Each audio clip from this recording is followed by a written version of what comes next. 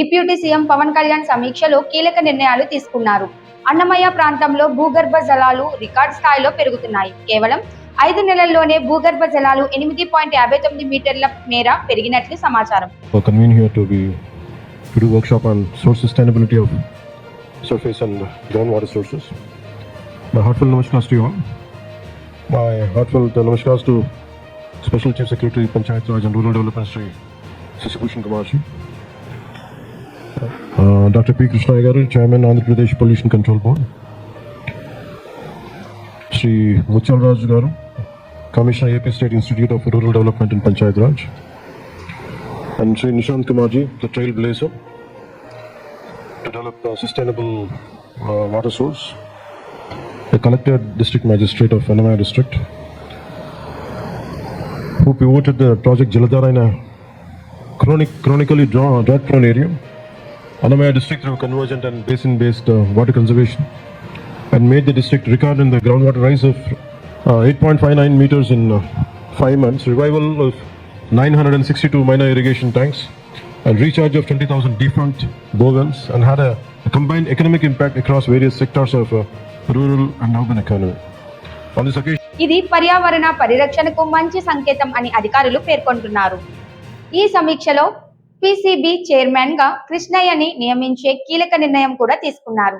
PCB సంస్థలో మంచి మార్పులు తీసుకొచ్చేందుకు ఈ నియామకం కీలకంగా నిలుస్తోందని విశ్లేషకులు చెబుతున్నారు. I would like to extend my heartfelt congratulations, and as you have become the trailblazer to all of us, Sri Nishant Kumar Ji, we wholeheartedly congratulate you.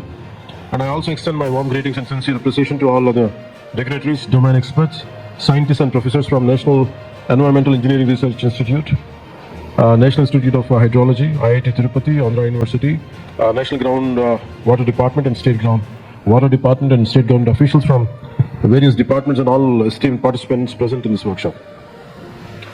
The reason we have initiated this workshop, long back when we were a few weeks back when we were having a meeting with Principal Secretary Sri Sasibhushan Ji, so we want to explore how to increase the groundwater level, and that's how from that discussion only this workshop emerged out.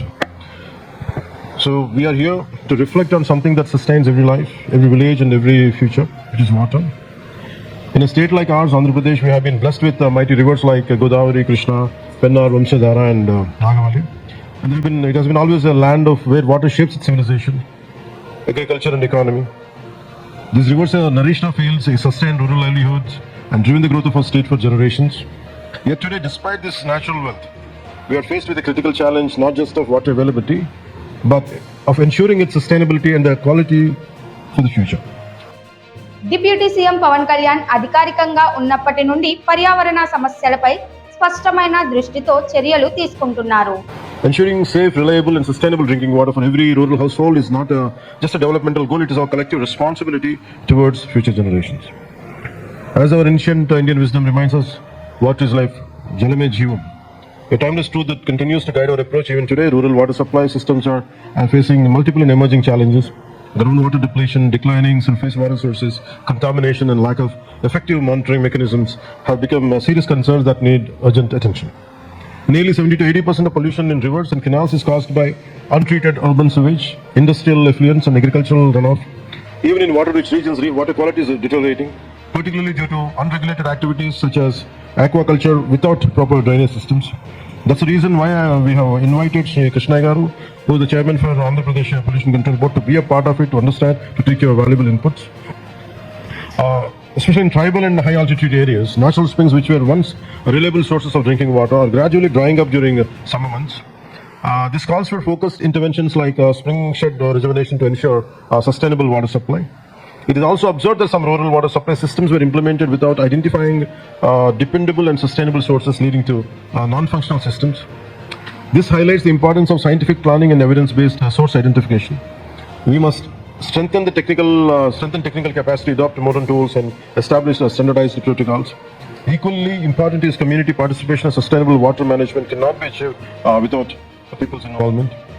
This workshop assumes great significance in the context of Jal Jeevan Mission 2.0, which now focuses on long-term water security and sustainable service delivery.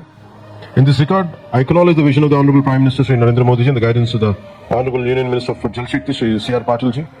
I also convey my regards to the Honorable Chief Minister Shri Nara Chandrababu Naidu garu for prioritizing sustainable water management in the state.